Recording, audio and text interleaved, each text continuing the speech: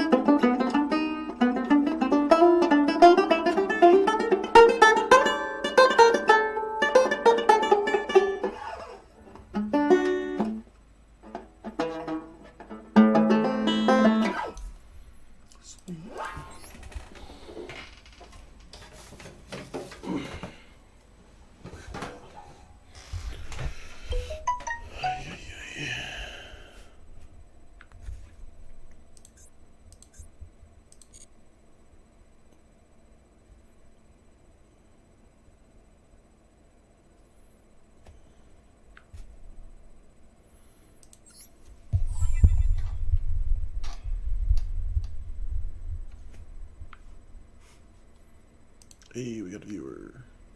We don't get a viewer. Damn.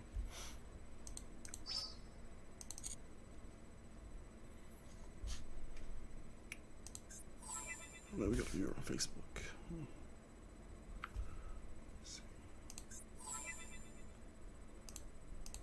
Hey, we got 2 viewers. Sweet. All right. Deck.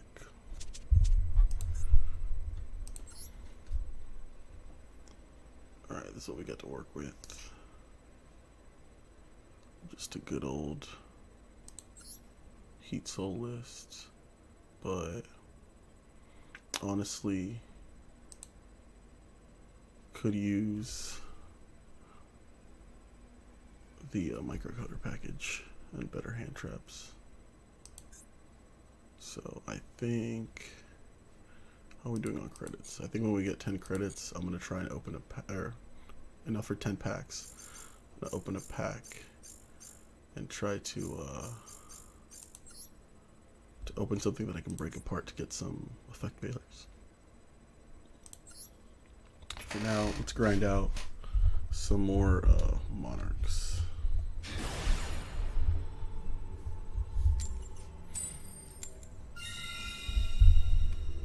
Oh, definitely going first.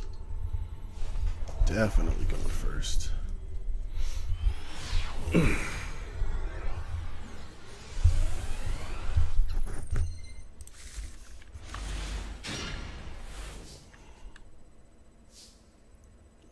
see how we go about this. First, draw 1. Ash me, bro. Oh, man.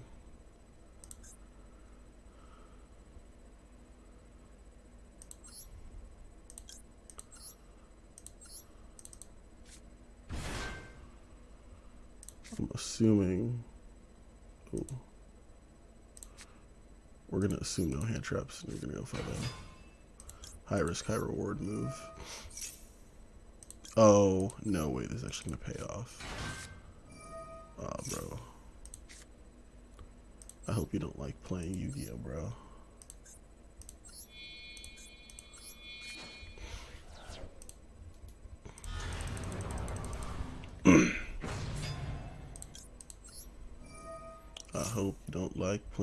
Yu-Gi-Oh!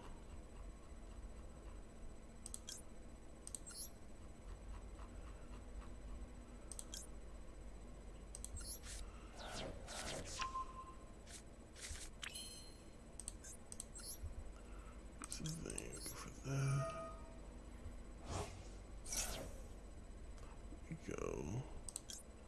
Erupt. Double tenacity.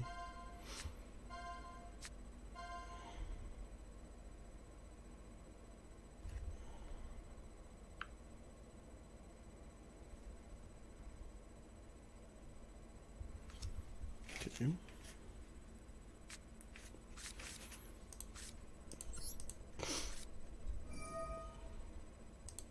As long as you have 2 copies of tenacity in your deck, you always have 3 copies of any monarch card for Pantheism.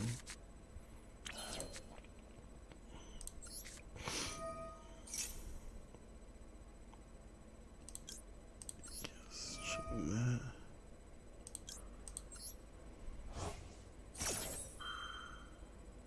Oh, you know what I just realized? We are playing hard into Nib right now. We're playing super hard into Nib.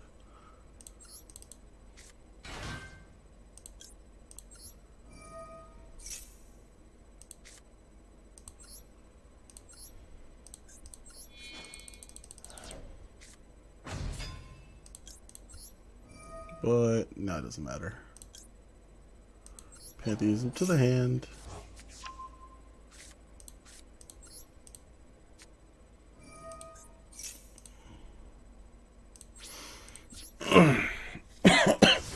I hope you don't like special summoning, bro.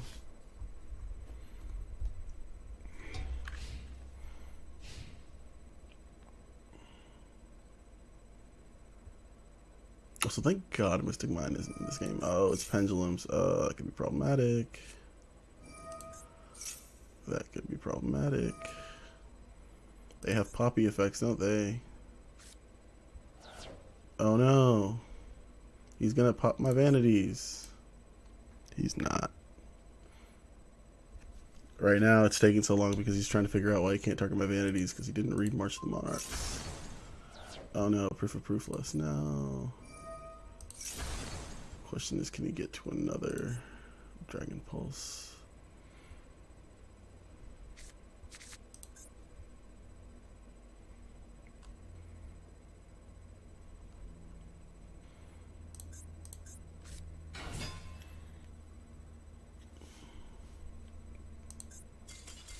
Hey, let's go.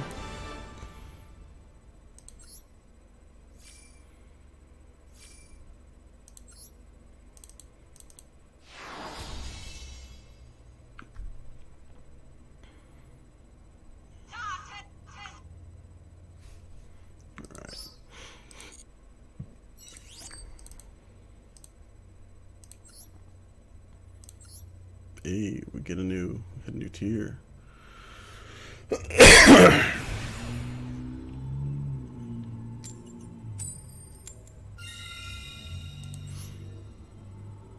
You know, after watching nonstop IRL, you know, events that are just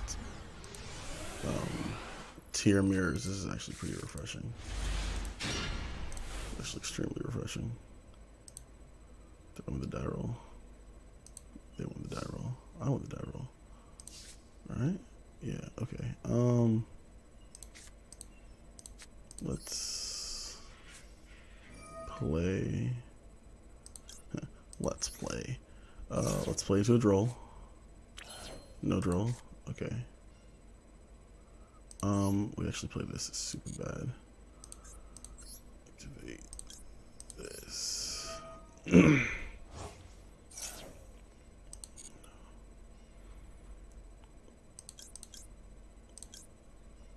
They'll likely give me the trap card. Because they'll be like, oh, trap card can't be activated this turn. Or they might give me this, not realizing that it's not a once per turn to draw 2. Yep. Kind of sucks because this hand's all based on luck right now. And it kind of sucks that I have to add the prime Because ideally you want to dump it with this A that we're about to smack onto the board, but we can't risk not having tribute fodder. And that's why we did not risk not having tribute fodder.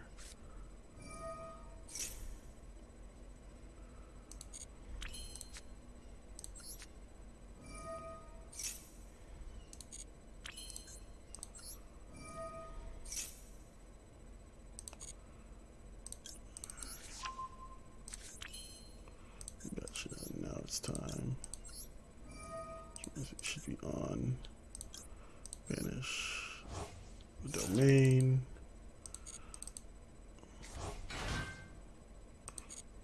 Okay, we're gonna go ahead and set that because it's gonna keep on bothering me. Yes, pitch, summon, and then we will cycle through chain 1. Go chain 2.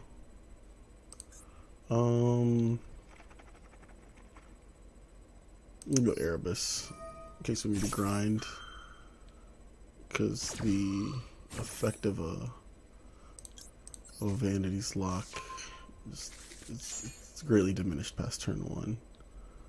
And then send that and send that. And oh, I'm dumb. I get the Erebus anyways. I should have added the Vanities.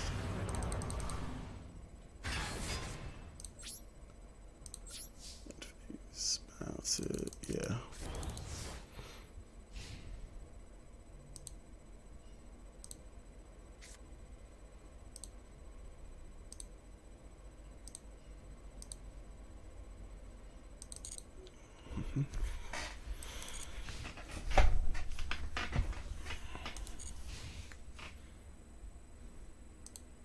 Oh, look, you hope they're on Plunder.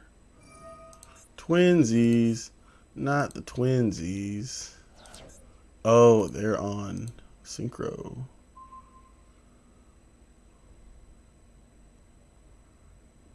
You want to hit the face down, but that's actually the wrong answer.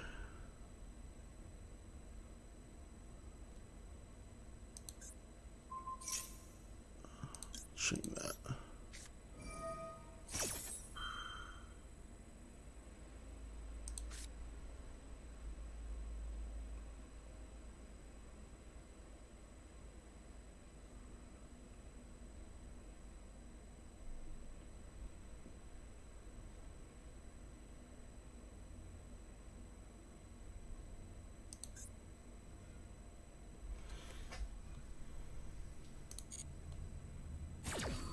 Alright, we'll be able to out 2 of their monsters this turn.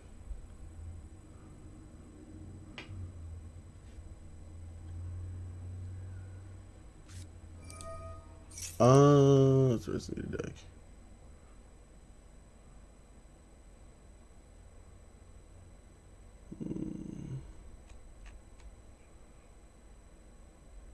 I'll wait till he has a second monster on the field. But I guess we're clear of Lightning Storm, so I might as well activate the Prime Monarch. Yeah. Banish this. And the reason we banish our one-ofs once we've started dumping the one-ofs is because we want... Oh, we have something. Beauty Crow? Bistwaller? E-Telly. I'm not mad.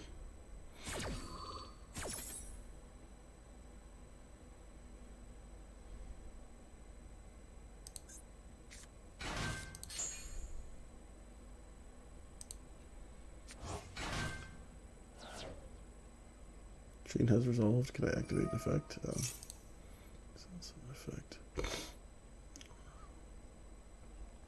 No.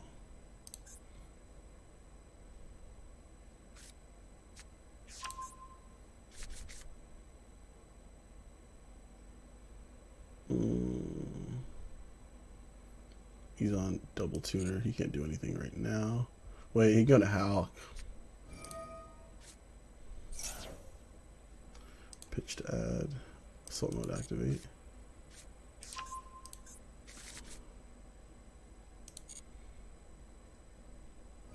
This is a combo I know I should know.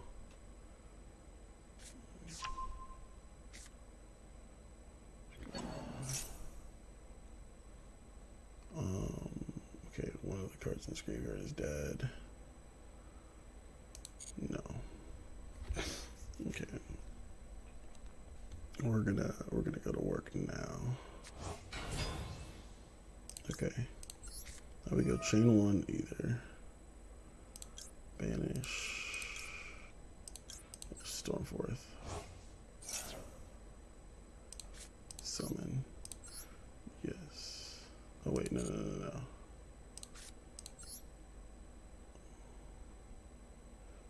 No. Yes. Do you want to leave him without a tuner?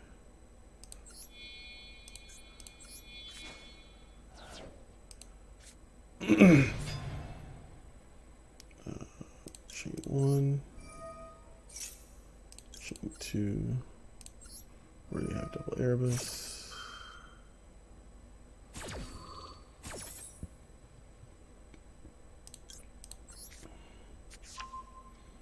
I really don't want him to draw twice.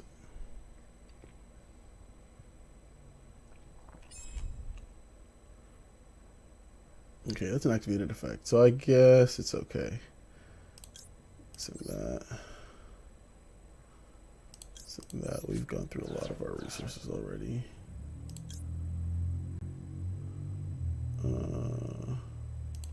Sure, we'll go for the Karaz double pop. It's gonna refill his hand, but hopefully that doesn't do anything.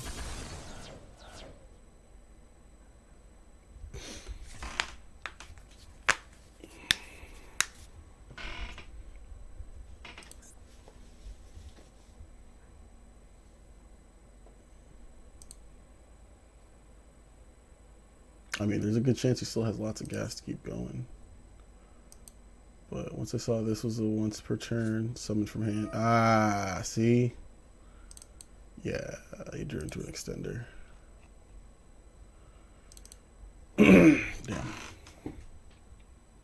Damn.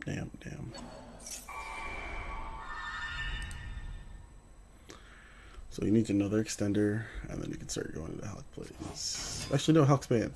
Yeah. But these are each once per turn. Did you already reveal the Resonator monsters? Damn it. Okay, here we go.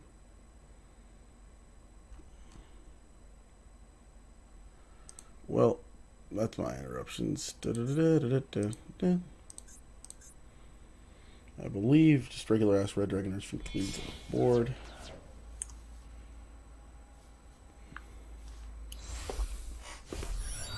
Well, let's see where this goes.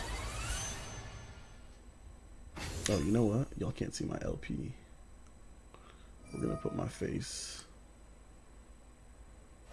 right here, so you can't see his Trish. Yeah.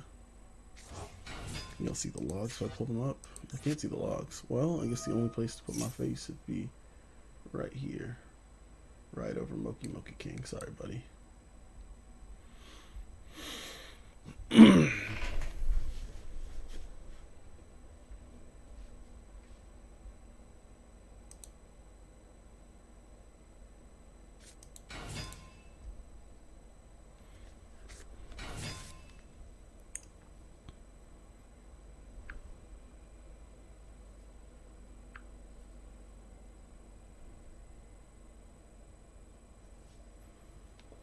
Oh, this is gonna hurt.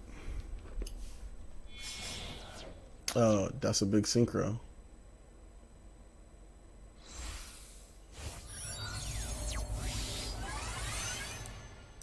I feel an OTK coming.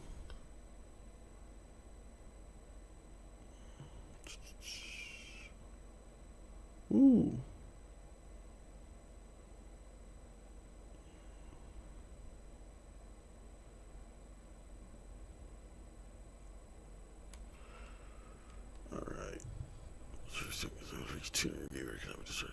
Card effects once per turn when your opponent activated. card also vanishes cards your opponent controls. Oh, we're gonna tribute over this.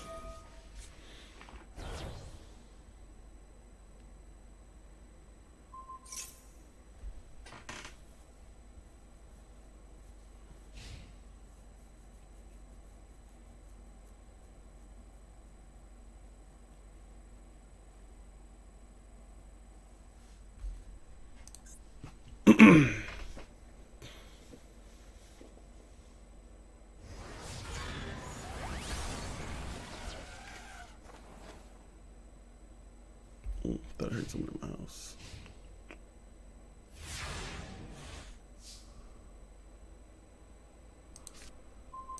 Mithra, sweet. So, first things first.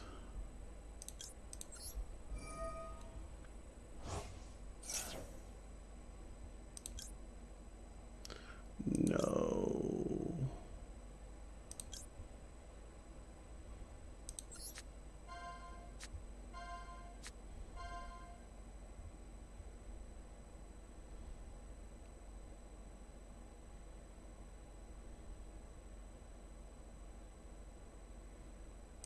No, it's gonna be problematic.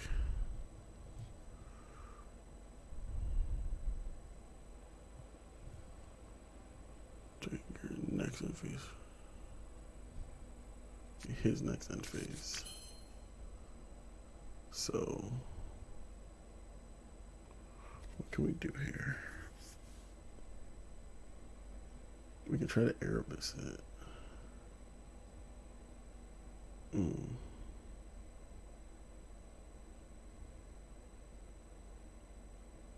I go Mithra. Mithra resolves first.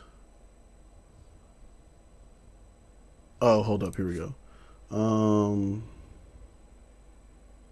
Mithra. He attempted to banish my field, which is perfectly fine.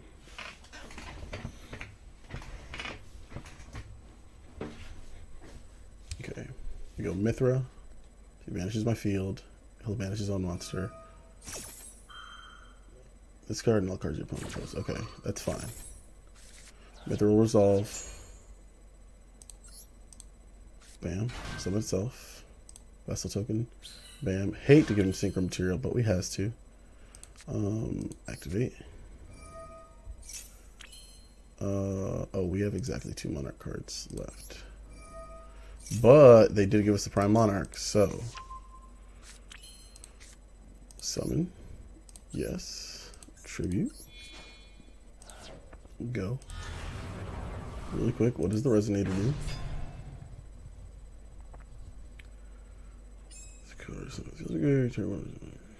Add it to your hand. See, we don't want that. We got chain 1.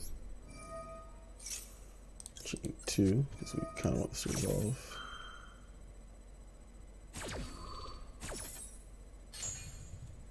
And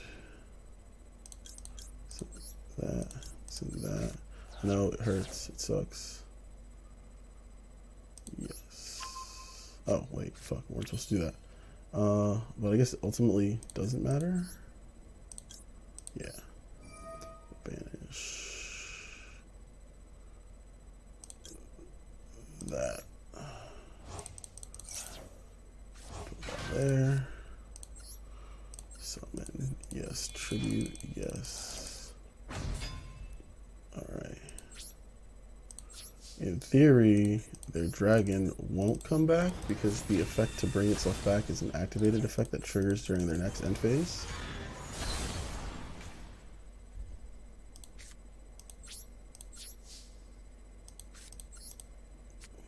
And then pass.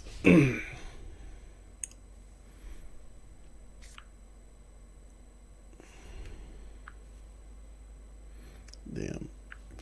Your card. Activate the effective card. That's my set one.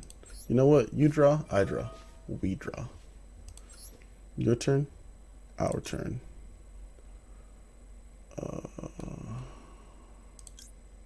Yeah, those two.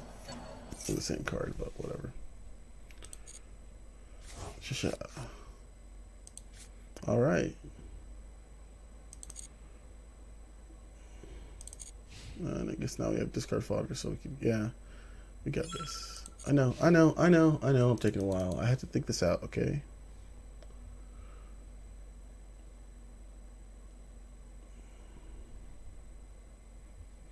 Hopefully they're trying to figure out why they can't, like, activate the effect of the monster in their hand. Yep, you gotta set it, bro.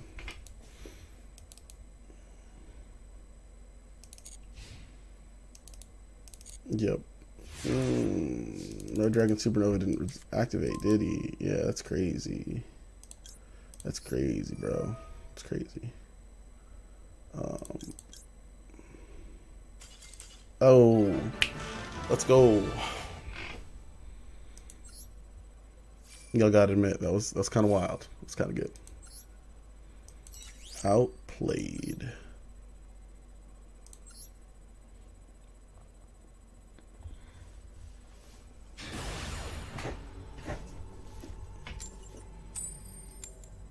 No, that's an FTK right there. You lose the die roll, you lose the game.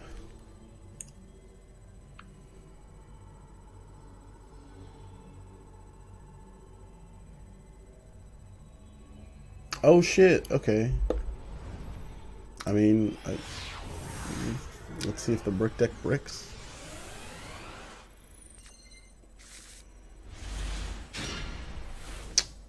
We kind of drew the FTK. We kind of just lose to Ash. But nobody would ever Ash this card, right? You got it, you got it.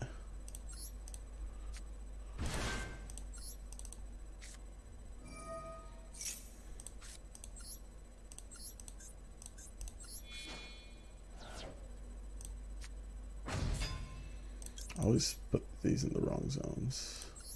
But seeing as we already have the A there, we'll go for Majesties. We'll slap down the Bromane. We'll see what we can do. Why is my chat not working today?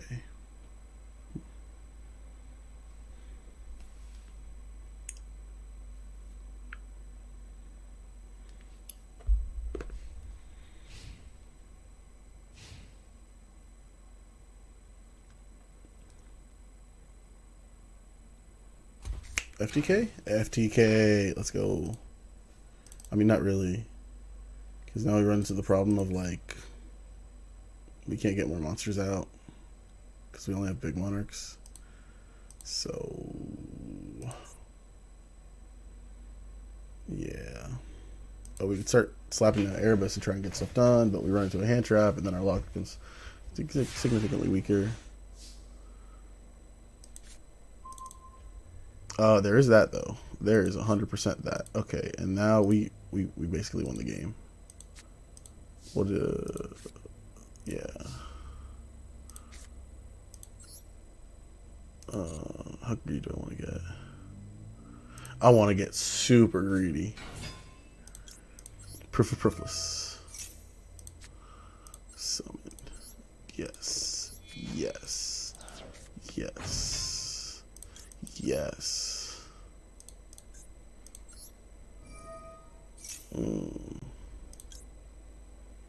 I swear, having both of these on the field is like having all the Infinity Stones. Alright.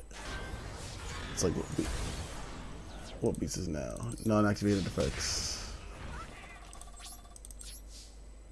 I think that sound I keep hearing that kind of sounds cat-like is just Moki cheering me on.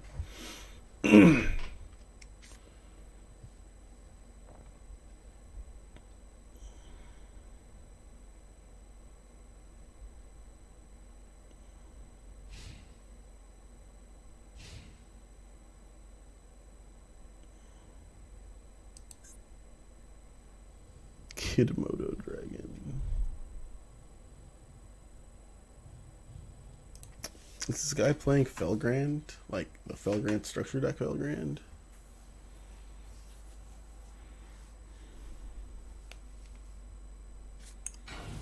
Maybe.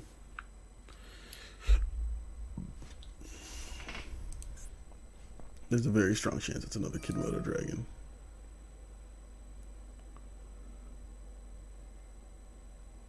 Oh.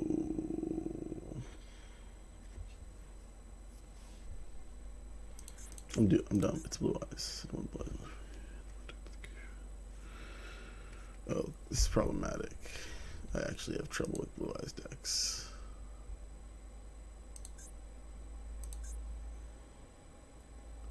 He's up on the field, but I'm not gonna out my own vanity just to. I mean, I think Vanity's Fiend's probably better for them.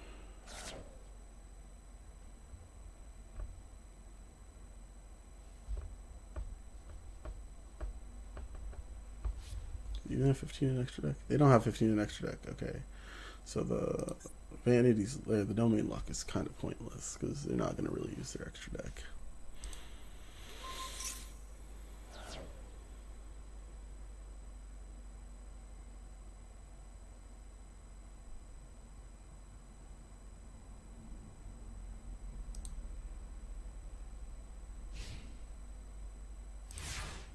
Alright, who can't attack? I didn't see his choice. Oh, doesn't even matter.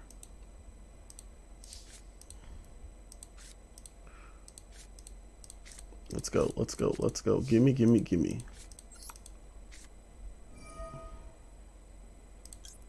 We'll reveal A there. So again, this ultimately doesn't matter. Storm Forest. I think we hold an Erebus. Can still function as removal later.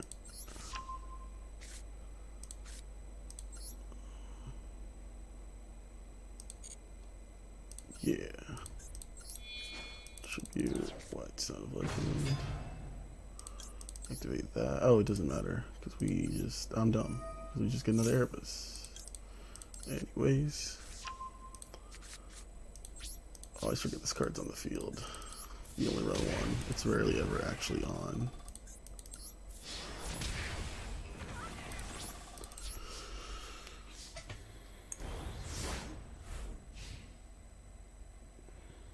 This game state's very fragile though, because like one Regeki, one Lightning Storm. We are out of there. One removal card.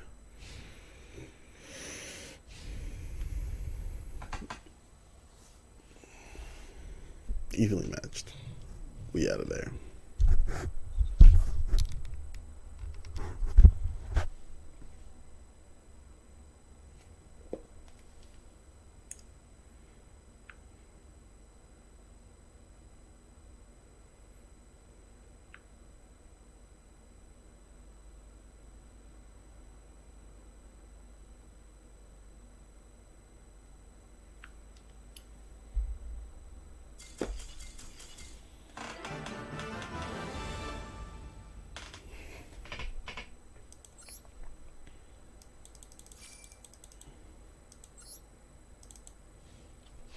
You know, this little streak, as small and as insignificant as it might be, really kind of makes me want to go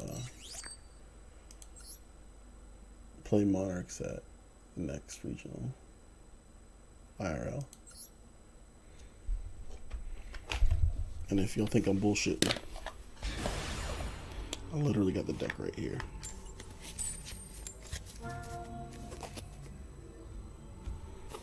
Literally got the deck right here. Vanities, LT, Vanities, Spanish, Vanities, German, Proofless times 2, and Camophrites. I still need to get some OTS and Camophrites. Basically this whole deck.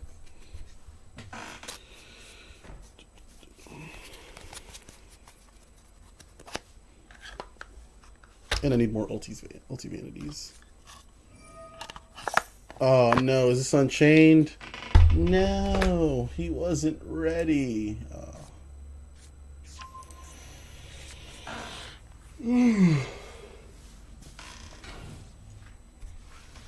Oh, log really quick. What did he add? Archaea. Something tells me he just wants me to like run into the Archaea. Aruha, not Archaea.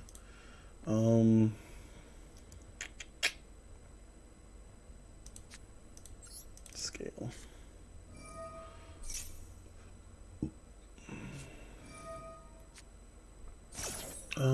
Maxi, damn, how am I gonna get over a Maxi in my tribute summoning deck? How?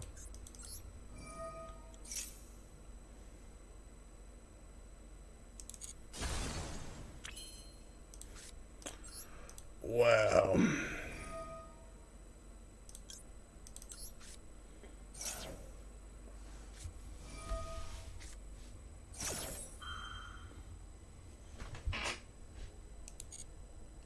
Okay.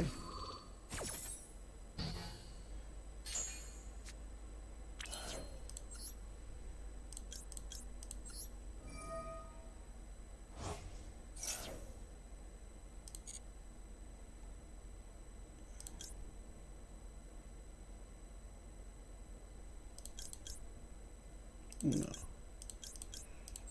we go. Let's be safe. He wants me to destroy his Aruha. And that's not gonna happen.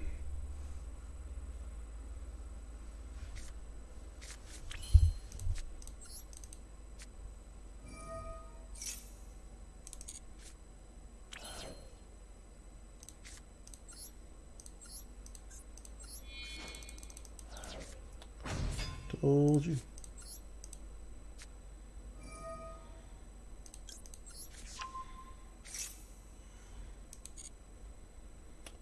And then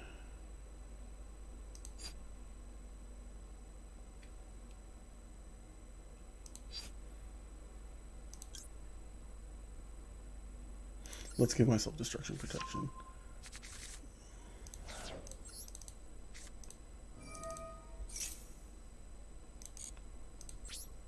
Well, damn. That Maxi did so much.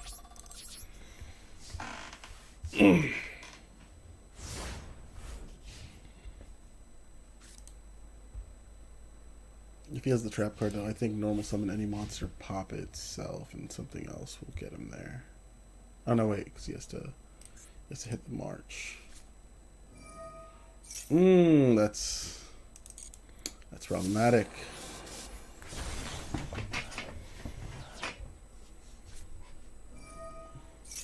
Damn, that is also problematic. But he's left with one card. What's he got? Oh, I should have done that.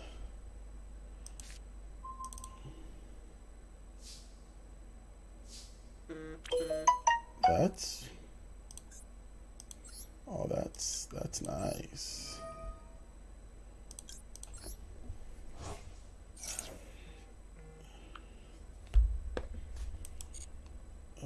And you know what we're really not gonna do? We're very much not gonna pop that that back row.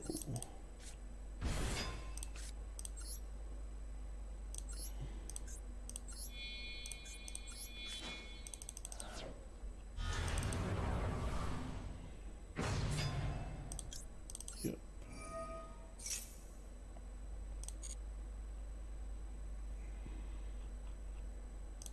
Paha.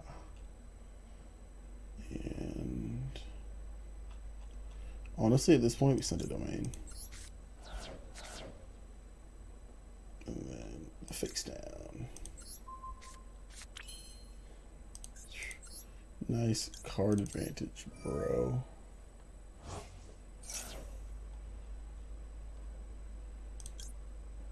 Ditch. And ditch. Wait. Yes? Oh, select 3. I'm dumb. Okay, no. We're going, no.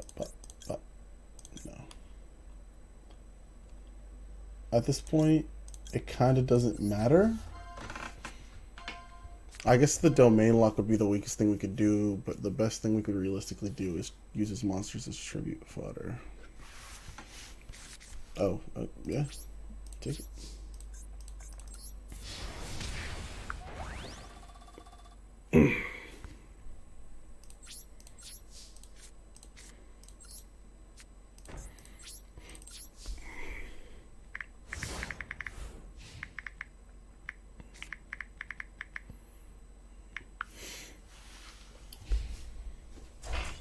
Let's go. Someone count them. How many games in a row is that? 4?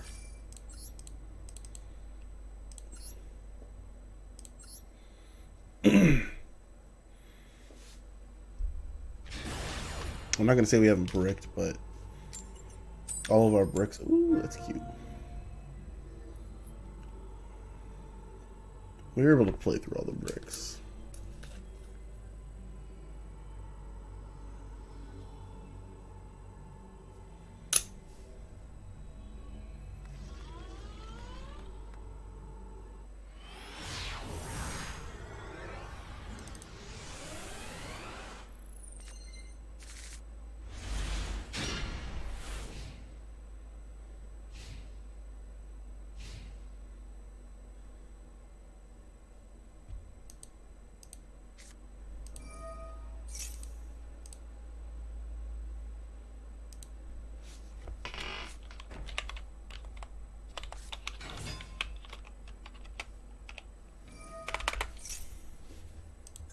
What is this? Trash hunt? Trash hunt?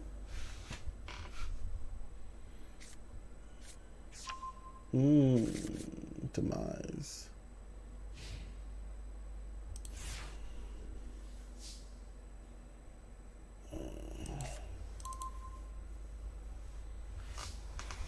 Oh fuck, this kind of sucks. Okay. We screw the domain lock since they're not playing extra deck, but we might need to lower something's level.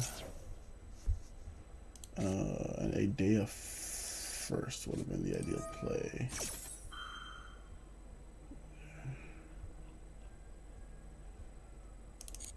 Okay.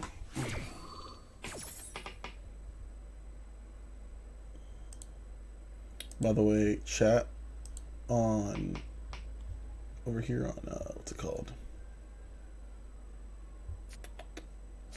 I think this has to do with my recent name change on the channel, but on Streamlabs, my chat thing's not appearing, so I think the chat's broken for this stream, which kind of sucks.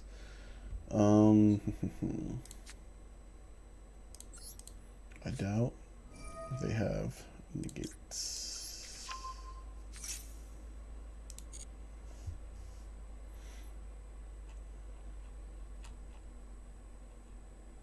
What's in my hand? Double Stoneforth. Fuck it. Let's get greedy. I want a Vanities. Vanities shures up the game for me.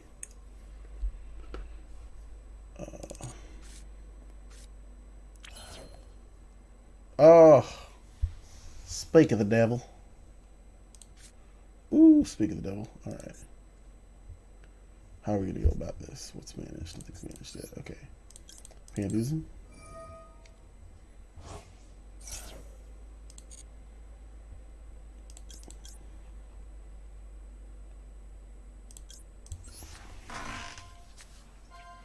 You're gonna give the trap card. They always give you the trap card. But if we end up in a situation where like we just have entities on board, we want to start recycling our resources anyways. We just go bam.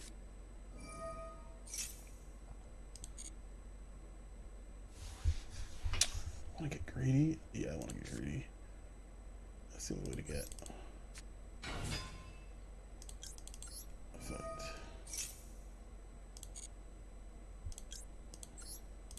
This is special summoned. Summon. Oh no, we've goofed this. Move this just a little bit. mm. Mm, mm, mm. Unless I don't want to activate Aether Effect. But I do want to activate Aether Effect. I got it.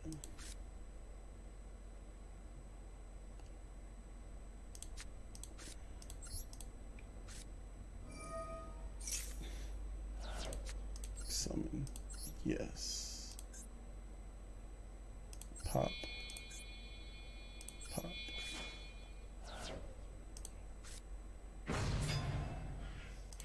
Activate. No! I'm dumb.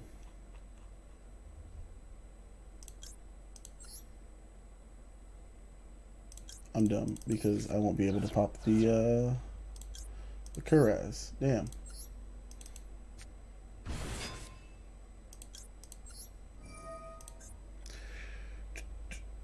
Need a packet of effects. Cannot be disturbed by card effects. Oh man. Well, we're gonna let them draw two. I'm gonna allow them to draw two.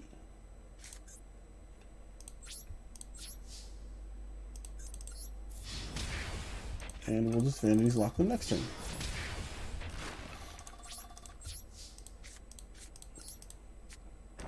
Damn. Ooh, I kind of threw that game. Kind of threw that game.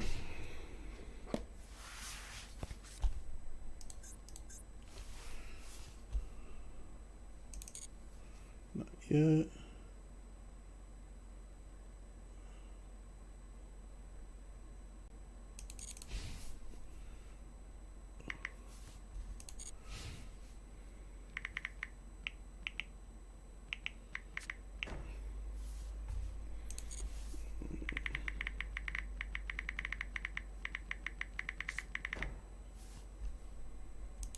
Oh, that's a little scary. Yeah.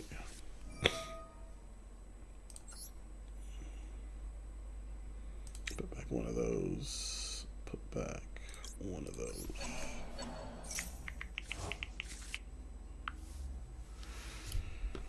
What did it draw to? Is it shuffling for cost? Or is it target for cost? What did I draw? Eidos. Eidos. Screw it. Let's do some more drawing.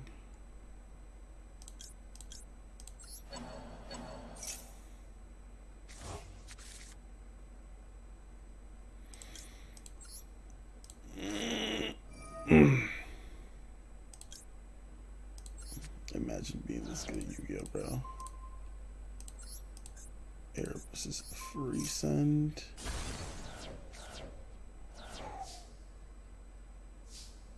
Can we bro TK? Oh, this is bro TK.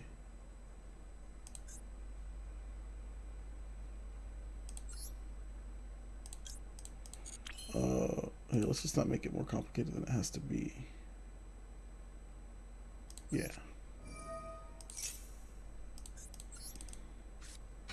Also, this should be in defense, but it doesn't matter.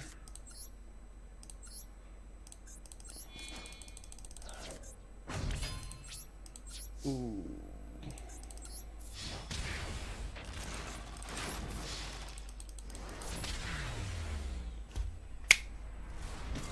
Let's go.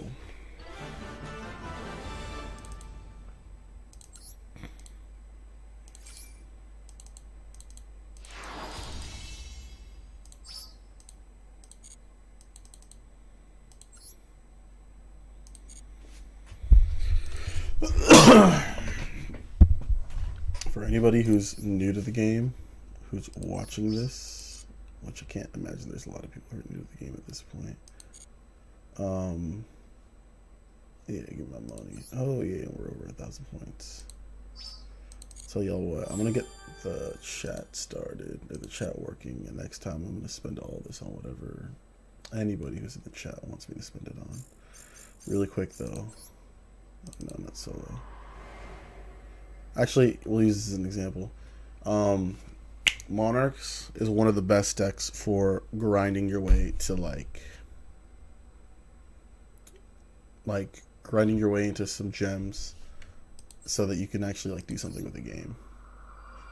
That being said, when I started the game, I spent like $60 in gems because I was like, well, it's a free game. It's a really well made free game. I'd pay $60 for it any other way, you know. Bought a lot of ego games in the past. So like, what's that? Link Evolution. Legacy of the Duelist, Link Evolution, about that.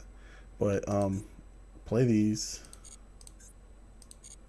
Play through all of these if you can. And get all the Monarch stuff. It'll give you options. You'll unlock you get a couple gems and you'll be able to get some stuff from to buy some stuff, some packs. Just target these packs and finish out a deck like this. So this is the list that I play IRL for Monarchs, or that did play IRL for Monarchs for a long time, except for like the Twin Twisters is in here.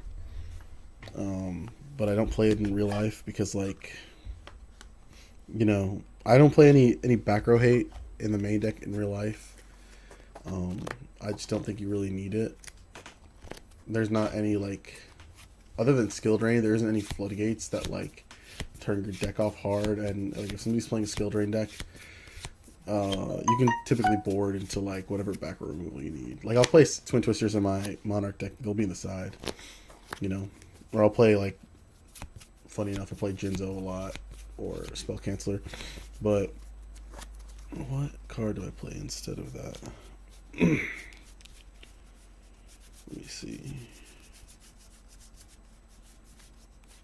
Trollstorm Fort. Let me see. Upstart Goblin.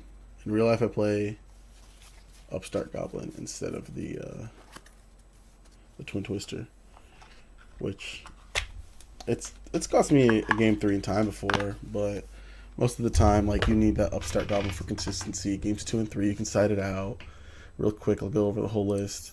Aidea. People always tell you, like, this is the best normal summon in the deck. Max out on it. No, don't max out on it. Or at the very least, like, when I was playing this deck and it's, like, highest capacity, which I know it's, like, a jank deck, but when you every now and then, especially like in locals, like because locals is a different story than like regionals and YCSs. You can sweep a locals with with this deck in real life, you know, like this bad boy. I won this playing Monarchs. I know it's hard to believe, but you know I smacked everybody in my OTS except for the last opponent. Playing Monarchs. And that was when Tri-Brigade was like at the height of its power before the Lyrilisc stuff. So, you know, going first, you just Vanities lock them. Going second, you would frequently replace the Vanities with stuff like Jinzo, because, you know, they rely heavily on the trap card. Or you supplement the Vanities with Jinzo, because, like, going second into, like, the Tri-Brigade Revolt, Jinzo and Vanities can do the same thing. Stop them from activating it. And then something as simple as the Domain will let you just hit over an Appaloosa that they have on the board, yada, yada, yada. But anyways, and that meta, and I think in most metas that we've had since then, or since I started playing this deck, because I didn't play this in 2016 when it was big. I started playing this, like, when Pantheism came back to 3, and not even when Pantheism came back to 3. Really, I started playing it when Uncamera Fright and Proof of Proofless came out, so like early 2021. But Ash, Imperm, and Valor have been heavy in the meta since then, like before and since. Maybe not now, I think, because people are opting to play more board breakers. But Aidea, although like she's the one Squire that will generate the most card advantage out of all of them, she's also the one that gets hit by the most hand traps. So like this gets hit by Ash, Imperm, or Valor, turns over. Mithra is good. The second tribute summon is amazing, but you have to remember that like that won't stack with Eidos. And the only problem I have with this card is I hate giving my opponent the token. But it can't help you out, because like sometimes you give your opponent the token and they can't evenly match you, they can't lightning storm you. Once you have the domain lock, they can't link it off or get rid of it. It gets, it's tough, So honestly, I guess maybe Mithra deserves to be it too. But just play the one Mithra. Also, we only play the two of these because once we have them in a rotation, we can use the Eidos, which I triple up on, to cycle through them. So Eidos' real power play is not like summon himself, give you another like let you tribute summon. So like not letting you step up into a tribute summon. That's not his real power play. His real power play is the secondary effect, which is banish himself, bring back one of these two. I've grinded my way through games where like I cycled through Eidos 3 times. Like I'd go Mithra or Aidea, Eidos, tribute them, get them off the field, whatever, and then Eidos, Aidea. Aidea doesn't say when it's normal summon. It's when it's normal summon or special summon. So basically, just anytime it's summoned, summons another Eidos from deck. So I'd go like summon these two, get them off the board, Eidos, banish, bring back Aidea, and then Aidea bring back another Eidos, and then get those off the board. Aidea effect, recur, a Pantheism, Eidos in the graveyard, cycle it again, cycle it 3 times. So Eidos, just having the 3 of them has allowed me to, like, I've gone games where I've done 6 I've resolved Pantheism with the Monarchs, draw 2 6 times. And it's absolutely nuts. So, these guys in the grind game are insane. Also, having, like, an Aidea and, like, a Vanity's Fiend in hand loses to more cards than Eidos and a Vanity's Fiend. Eidos will still lose to Imperm, Valor, but it will not lose to Ash. So, it's a safer normal summon. Proof of Proofless kind of does the same thing as Eidos, kind of with a twist. This card was great for the deck because, like, if you have a hand that's like Eidos, Aidea, normal summon either of them, and you get hand trapped. If you have Little Monarch, Big Monarch, normal summon any of them, get hit by a hand trap, turns over. The other one in hand is dead until next turn because you still need a normal summon. Proof of Proofless is not only if you get stunned out of either one of these effects and he's in your hand, special summon himself and then immediately tribute summon. So he's good. It's like an extender.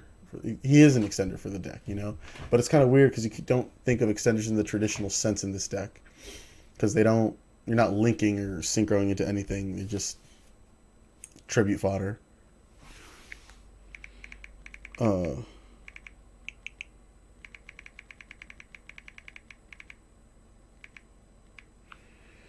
Let's see what's next. Triple Vanities. Don't need to explain this. I don't think I need to explain this. You want to max out in. You want to see them all the time. I'm going to show y'all a 1-card combo to end, I'm going to show y'all a sick 1-card combo in a minute. It's just, will win you, has won me countless games. Sometimes it doesn't get you there, but most of the time, in a lot of metas, since I've been playing this deck, it gets you there. 1 Kuraz for the Aether play. And one thing, don't be afraid to go Kuraz, especially if you have a weak hand or a weak board, to get a Kuraz out and pop himself and pop another card that you have on the field to draw 2. Sometimes you end up in weird scenarios where all you can do is Proof of Proofless into a Kuraz and you have a dead Pantheism in hand. Think out Kuraz pass isn't going to do anything. Eidos pass isn't going to do anything. So don't be afraid to do get into weird plays where you go normal summon tribute or set Pantheism, normal summon tribute summon, effect of Kuraz, pop itself, pop the Pantheism, draw 2 cards, Pantheism, banish. Your opponent picks one of the 3 cards, you know, and like you basically refreshed your hand. Yes, you wasted a normal summon, but that's when you run into situations where like you can draw into a proof of proofless and keep going. Majesty's Fiend, the one. Most of the time, not as good as Vanities, but he's searchable, and against stuff like Flunder, it's pretty insane. So, Majesty's, this plus Domain will like usually get you there too. Celiglare, this is an Aether target. Not just that. So, it's an Aether target. It's a non-destruction disruption. It kind of like makes your opponent lose a turn with their monster. Which it, and really quick, I'll go over what it does if y'all haven't used this before because it's a really obscure card. So it's Monarch stats. It counts as a Monarch, 24 attack, 1000 defense, single tribute. You could normal summon it without tribute summoning, but its attack becomes 1500.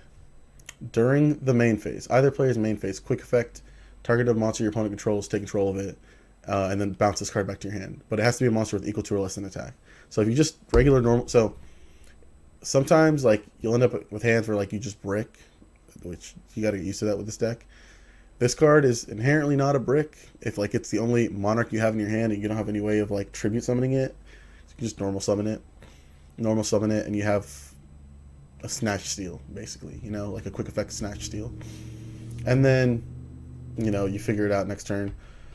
Like hopefully next turn you have resources, or you just summon him and have a snatch steal again. It works out. Aether.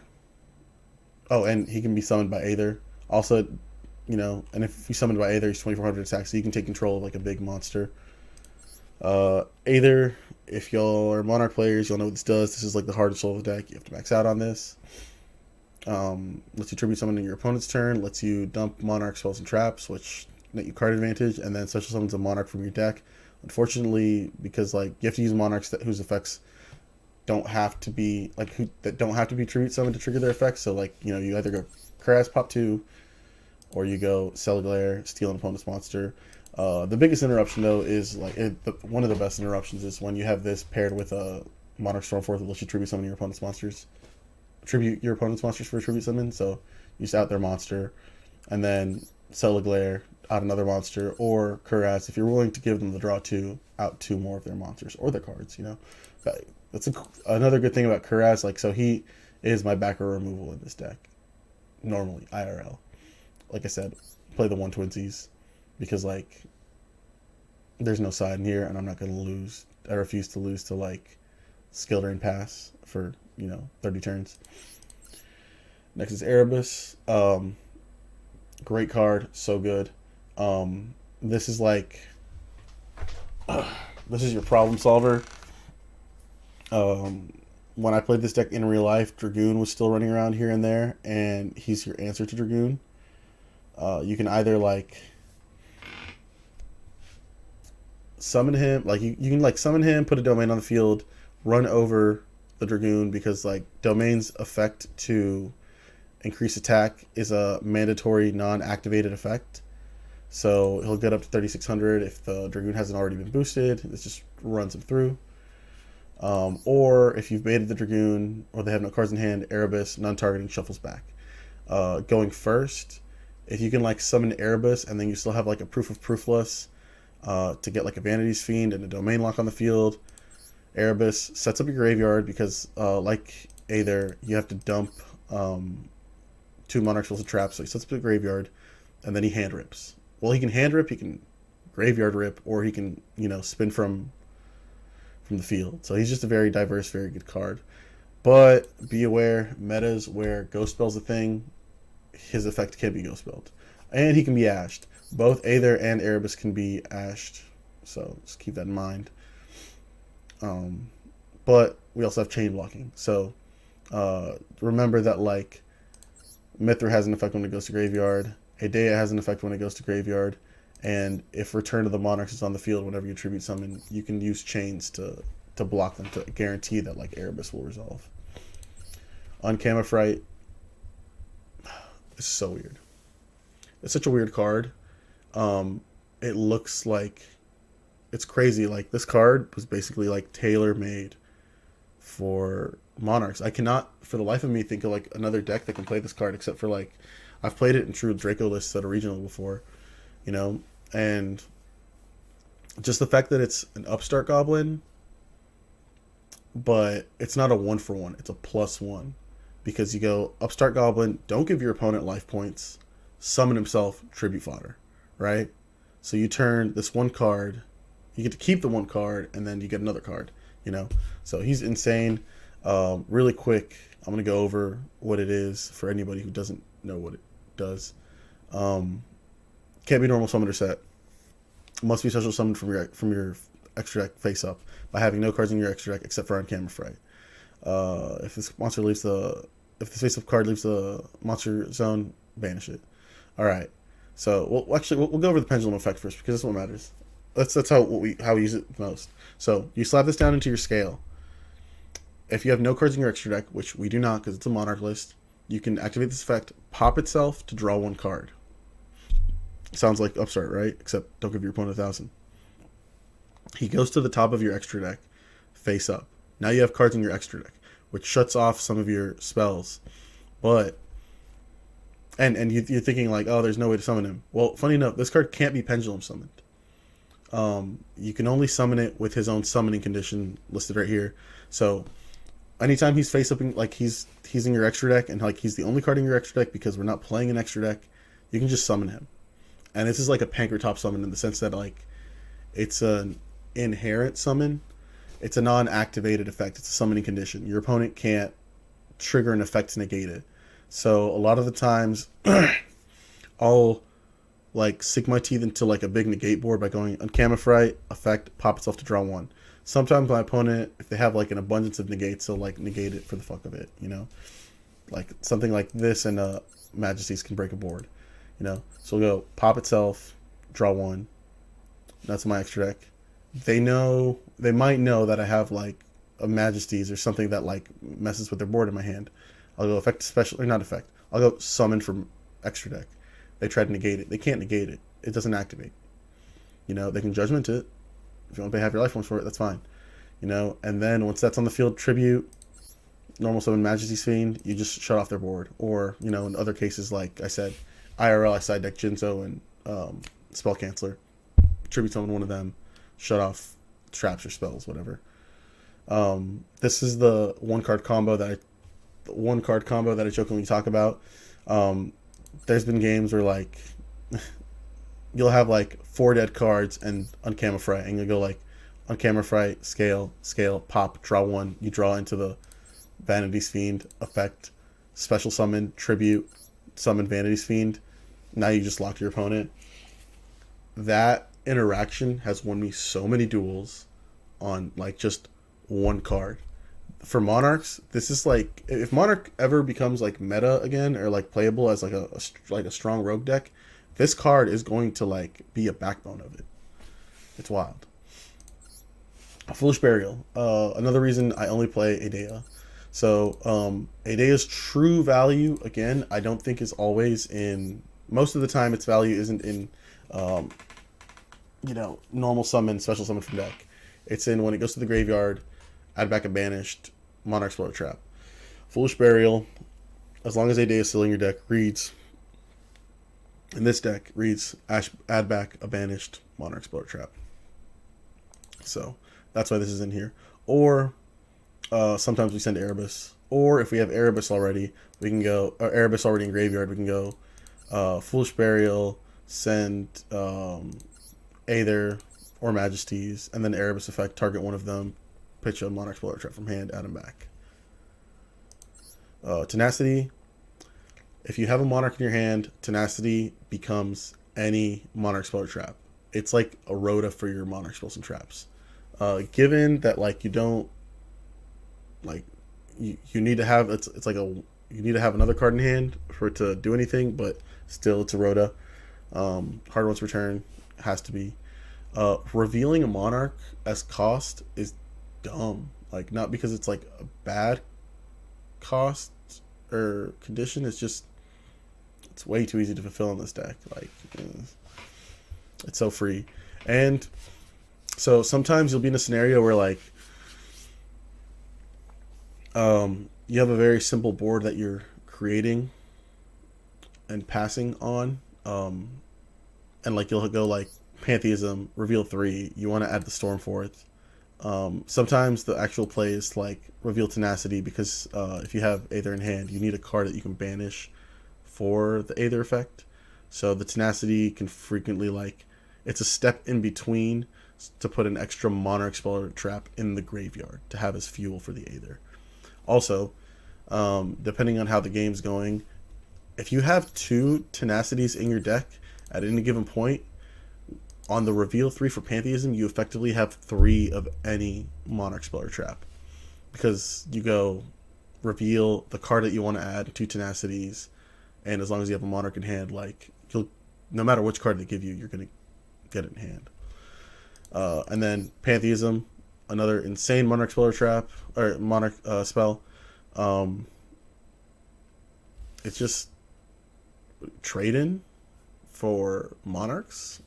It's the draw 2, the discard. So okay, effects. Send a Monarch Speller trap from your hand to the graveyard. Draw 2 cards. That's not a once per turn. I've had games where like I open Pantheism and just like Pantheism into a Pantheism into a Pantheism, fix my hand, go to town. And so not a once per turn on the draw 2. The effect that is a once per turn is you can banish it from graveyard, reveal 3 Monarch Spells traps from your deck. Your opponent chooses 1 to add to your hand, shuffle the rest into your deck. Doesn't say you can't reveal 3 of the same cards. So you, like, literally all the time, it's the funniest thing ever. Like, I'll go Pantheism, banish, reveal 3 of the same, makes people giggle, you know, because it's like, oh man, great choices, whatever. Always gets you basically to what you need.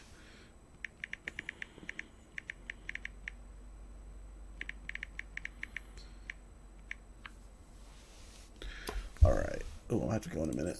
So yeah, Pantheism, sick. Domain of the True Monarchs. Selects your opponent out of the extra deck, as long as you don't have any cards in the extra deck and you have a tribute summon monster. This is the big old floodgate that very frequently wins you games, because in modern Yu-Gi-Oh, you kind of need your extra deck. Yeah.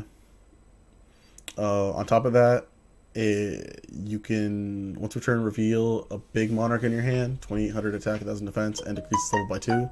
So it makes summoning these guys out not as painful. On top of that, whenever your Monarchs attack into another monster, they gain 800 attack during the damage step, or sorry, during damage calculation, and that is a not activated mandatory effect. So your opponent, like, if you swing a 2800, one of these guys 2800 into a Dragoon that's only 3k with Domain on the field, they cannot negate it with Dragoon. Dragoon's gonna get ran over. Yeah. So sick card. 1 March of the Monarch. This plus Vanity's Fiend is like FTK most of the time. You only need the 1 though, because it's not a card that gets you other cards. It doesn't advance your game state. It's just kind of win more. We have ways of searching it. We have ways of recycling it. The 1 is fine, you know. And then Return of the Monarchs. A lot of people might give me crap about this, but I think you only need the 1. This says anytime you tribute summon, you can search for a Monarch. So it's good, but you're only ever really searching for Erebus or Aether, and once you have either of these 2 in rotation, like, Erebus will just keep putting Aether back in your hand or itself back in your hand. It's kind of win more. Its biggest value is to allow you to chain block. Triple Monarch Stormforth. This card is insane. Lets you tribute your opponent's monster. It's a quick play, so you can use it on your opponent's turn, and then when you tribute with Aether, you tribute their monster, so that, you know, becomes another interruption. Thing to remember though, you cannot special summon monsters from the extra deck the turn that you use this, which normally back in the day it wouldn't matter for a Monarch list, but because we're using Uncamifrite does technically special summon itself from the extra deck. So you need to keep that in mind. If you uncam Fright, you will not be able to Storm Forth. If you Storm Forth, you will not be able to special summon uncam Fright. You can still draw on it, but you can't special summon it. And sometimes that means you're going to have a card stuck in your extra deck, and it might leave your domain turned off. So just keep that in mind. And also, this is one of those non-destruction removal tools that the deck has at its disposal. Twin Twisters, IRL, I play Upstart Goblin instead, but I refuse to like lose to just a single skill drain that somebody decided to throw on their deck in this game. And the Prime Monarch. This card makes it so hard for Striker to beat you. I've won so many Striker matchups, and I've won. This card keeps you from getting Mystic Mind decked out. So, what does it do? As a trap card on the field, once per turn, you can target 2 Monarch spells or traps in the graveyard, shuffle them to your deck, draw 1. So it's like a mini Pot of Avarice, but it's a trap card, so you can do it on your turn, your opponent's turn, your turn, your opponent's turn. If you get Mystic Mind, and this has happened to me a lot of game ones in real life because I don't play the backer removal in real life. So we'll try to Mystic Mind deck me out, and then I'll just get into the Prime Monarch, and I'll just start shuffle 2, draw 1 on my turn, shuffle 2, draw 1 on their turn, shuffle 2, draw 1 on my turn. And I'll just keep pitching the same spells that I draw into, so they can't Mystic Mind deck me out. And I'll have that sitting on the field with like, and I'll have a Majesty's and a Vanity sitting on the field. So like once they realize they can't out the locks and they can't deck me out, they just have to concede, or get decked out themselves, whatever they prefer. So that's one good thing. So that's like what the card is intended to primarily, or what its primary effect is on the card, but its real effect that you're going to be abusing is if this card's in your graveyard, you can banish another Monarch spell or trap from the graveyard. Special summon this card in defensive position as a normal monster. This is so good, and it's not treated as a trap card.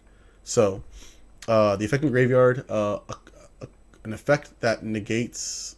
How to explain this? So they can't use backer removal when this card is summoned as a monster to destroy it because it's not considered a trap card. It's a normal monster. So what I frequently found myself doing against Striker players is I would just outgrind them. I'd let them kind of converge all their resources into like one access code, try to swing for game, and then when they declare their attack, because it's a trap card, you can activate it during any phase, I'd go banish summon itself. They try to Widow Anchor you. Widow Anchor can't take a normal monster because it's treated as a normal monster, and they just have to run it over. And then on my turn, I just run through a bunch of my resources, try and get a Vanity's Lock, and they have to out it. During their turn, inevitably, they're going to out it, with the Widow Anchor or whatever they have. And then they try to go for game again. And when they go for game, they can, they have to push for game, they have to converge all their monsters into, one access code or single monster. Otherwise, their Striker cards are going to be dead. And then you just troll them by bringing out the Prime Monarch again. Because Widow Anchor can't get over it, it makes it really hard for, a Striker player to, make game.